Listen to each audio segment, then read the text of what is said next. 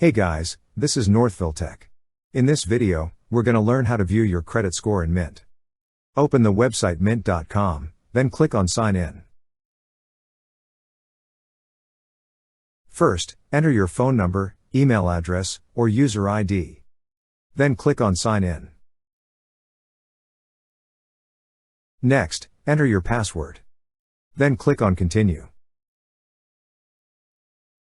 Once you're signed in, you will see several options on the left side menu. Click on Credit Score. To start, you need to add your credit score first. Click on the button that says Add My Credit Score.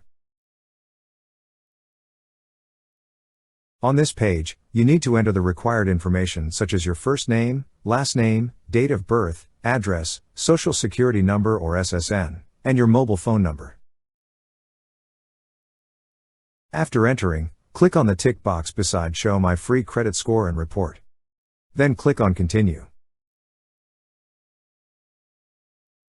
And now you will be able to view your credit score. That's how you view your credit score in Mint.